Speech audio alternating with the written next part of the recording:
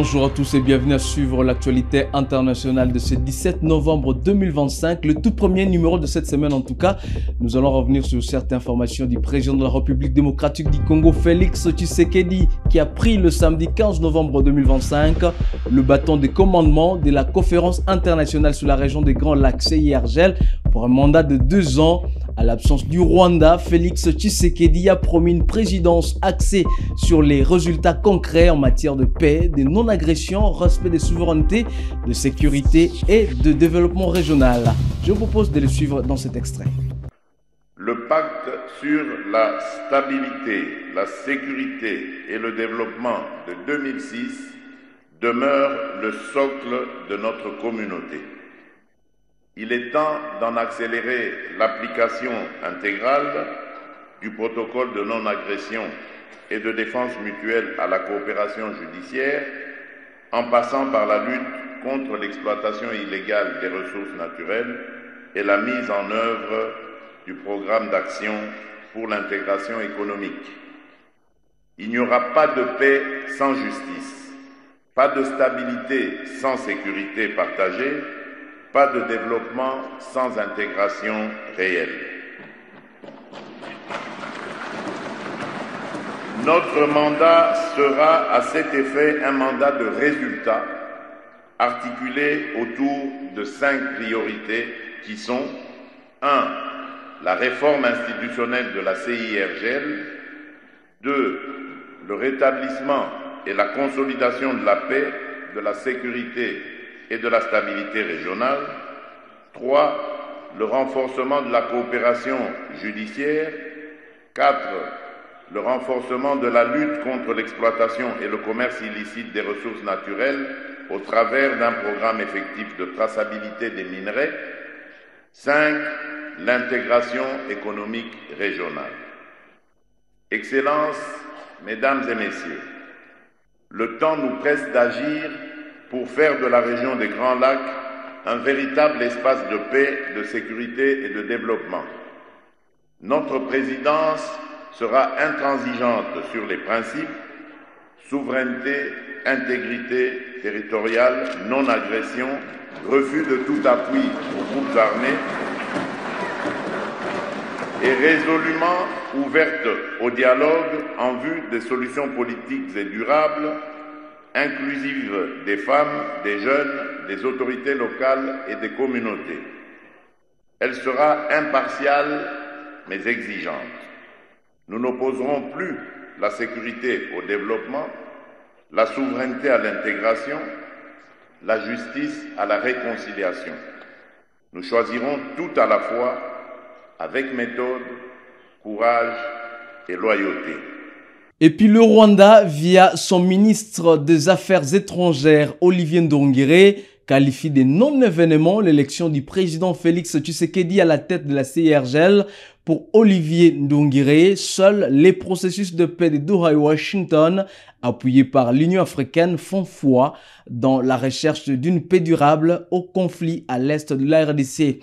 Pour sa part, le représentant du secrétaire général des Nations Unies à ses assises a rappelé que les hostilités à l'est de la RDC doivent cesser et l'accès humanitaire doit être garanti, afin d'apporter de l'aide humanitaire aux populations touchées. Le représentant de Antonio Guterres a souligné que la résolution 2773 doit être mise en application au même titre que le respect de la souveraineté et l'intégrité territoriale et la non-ingérence fondamentale. Regardez. Main dans la main dans divers domaines d'activité pour jeter les fondations nécessaires à la paix, à la justice et au développement durable dans la région, qu'il s'agisse des réformes pour la gestion transparente des ressources naturelles, de l'accompagnement des efforts de coopération judiciaire ou de la promotion de l'agenda femmes, paix et sécurité. L'Organisation des Nations Unies demeure disponible pour approfondir sa coopération avec la CIRGL et mobiliser les partenaires internationaux afin d'accompagner la mise en œuvre des priorités nationales, régionales, en vue de la réalisation de de notre objectif commun, une région des Grands Lacs plus apaisée, plus sécurisée et plus prospère. J'adresse mes vœux de plein succès au président Félix Tshisekedi et au gouvernement de la RDC pour la présidence de la CIRGL. En marge de ce 9e sommet de la CIRGL, Julien Paluku a défendu avec vigueur l'accélération des routes reliant la RDC à l'Ouganda. Pour le ministre du Commerce extérieur, ces corridors sont la clé d'un saut commercial majeur et constituent une dynamique qui transformera les villes frontalières et renforcera l'intégrité régionale. Nous avons une frontière qui est très longue, qui part du nord Kivu jusqu'à Ituri et même au Haut-Ouélé. Et donc il y a plusieurs types de routes. Je vais commencer par le nord. Quand vous quittez Aru, quand vous quittez Mahagi, vous débouchez sur Bunia. C'est une route très longue de plus de 160 km. Quand vous allez au nord Kivu, il y a une route qui quitte Kasindi, la frontière Lubiri avec l'Ouganda. Vous passez par Beni, vous descendez sur Butembo et vous pouvez encore aller sur Goma. Ou à partir de Beni, vous pouvez encore aller sur Kisangani à partir de Komanda. Et l'autre route, c'est quand vous êtes à la frontière de Bunagana, où vous allez à Rutshuru, et à partir de Rutshuru, vous débouchez sur Goma. Donc il y a un ensemble de routes qui relient l'Ouganda à la RDC et qui constituent en fait des opportunités d'intégration économique régionale entre nos deux États.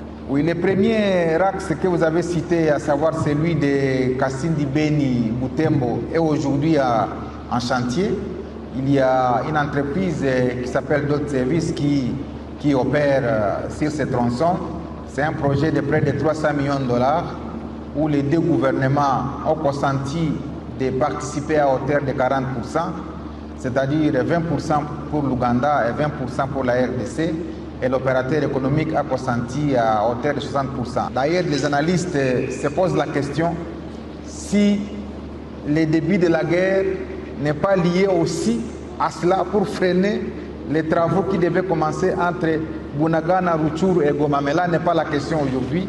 La question est de savoir, est-ce que si ces routes sont faites, elles vont constituer un levier de croissance et de développement économique? La réponse est oui. Parce que je me rappelle du temps où j'étais gouverneur, le volume des échanges entre la RDC et l'Ouganda était situé autour de 400 millions de dollars l'an. Mais aujourd'hui, comme ministre du Commerce extérieur, lorsque j'ai revisité les statistiques, les volumes des échanges aujourd'hui entre la RDC et l'Ouganda se situent autour de 800 millions de dollars l'an. Donc nous approchons les milliards des échanges commerciaux entre la RDC et l'Ouganda, ce qui est un indicateur important entre nos deux pays. Et donc, il y a de quoi encourager la construction de ces routes qui vont encore accroître davantage les échanges commerciaux entre nos deux pays. Attribuons cela d'abord au dynamisme local qu'on observe entre les deux populations. Les populations du côté de l'Ouganda et celles du côté de la RDC. La culture du cacao a refait surface. Chaque semaine, nous publions ce qu'on appelle la mercuriale des prix des produits agricoles et miniers. S'agissant particulièrement du cacao, on est arrivé l'année dernière à un prix qui avoisinait les 10 000 $ par tonne de cacao. Et l'année dernière, on a exporté autour de 80 000 tonnes de cacao en province de la partie est de la RDC, ce qui en moyenne nous donne autour de 800 millions de dollars qui devaient faire l'objet d'échanges entre la RDC et tous les pays voisins. Et donc, en dehors du cacao, l'Ouganda s'approvisionne sur le marché congolais en termes de produits pour alimenter son industrie, mais également la RDC s'approvisionne sur le marché ougandais en termes de produits manufacturés. D'ici 5-10 ans, si on améliore les infrastructures routières, nous pourrions peut-être élever les niveaux d'échange à 1,5 milliard de dollars et ça sera au bénéfice de nos populations respectives. Quand on va gagner en termes de temps, ça va permettre à nos produits qui viennent de la RDC d'être compétitifs et sur le marché ougandais et sur le marché international. Et c'est la population qui va attirer des bénéfices, bien évidemment, le gouvernement congolais également. Et puis en éducation, la ministre d'État chargée de l'éducation nationale et de la nouvelle citoyenneté, Raissa Malou, a représenté la RDC à la 43e conférence générale de l'UNESCO à Samarkand, en Ouzbékistan. Raissa Malou a mis en avant les avancées majeures de la RDC dans le secteur éducatif, notamment la gratuité de l'enseignement primaire qui a permis à plus de 5 millions d'enfants supplémentaires d'accéder à l'école. Et c'est un honneur pour moi que de donner la parole à son Excellence, Madame Raissa Malou Dinanga, ministre d'État de l'Éducation nationale et de la nouvelle citoyenneté de la République démocratique du Congo. Vous avez la parole, Excellence. Monsieur le Président de la Conférence générale, Madame la Directrice générale, Excellences, Mesdames et Messieurs, permettez-moi tout d'abord de remercier chaleureusement la République d'Ouzbékistan pour l'accueil. Je rends hommage à Madame Audrey Azoulay, dont le leadership a insufflé à l'UNESCO un souffle nouveau, fidèle à son idéal fondateur, bâtir la paix par l'éducation, la science, la culture et la communication. Nous félicitons également le futur directeur général et lui exprimons notre plein soutien pour poursuivre l'œuvre de renouveau engagée au sein de l'UNESCO. La République démocratique du Congo, au cœur de l'Afrique, réaffirme sa foi en ce multilatéralisme du savoir et de la solidarité, convaincu que c'est par la connaissance et la coopération que notre monde peut transformer ses défis en levier de développement durable. C'est pourquoi nous réaffirmons avec force que l'éducation constitue le moteur du changement social et du développement durable. Mon pays œuvre ainsi à bâtir un système éducatif transformateur, inclusif, résilient et innovant, capable de former les jeunes à la citoyenneté et de les préparer aux défis écologiques et numériques du siècle. Sous le leadership de son Excellence Félix-Antoine Tshisekedi Tshilombo, président de la République, notre pays a rendu effective la gratuité de l'enseignement primaire, permettant à plus de 5 millions d'enfants supplémentaires, en particulier les filles, d'accéder à l'école. Nous investissons également dans la formation initiale et continue des enseignants, dans la gouvernance éducative, dans la promotion de l'égalité des genres et dans l'intégration des compétences numériques et de la citoyenneté active au cœur des curricula. Engagés dans la ratification de la Convention mondiale sur la reconnaissance des qualifications relatives à l'enseignement supérieur et dans la mise en œuvre de la recommandation de l'UNESCO pour la science ouverte, nous appelons à la solidarité renforcée de l'UNESCO pour accompagner la transition numérique de l'enseignement.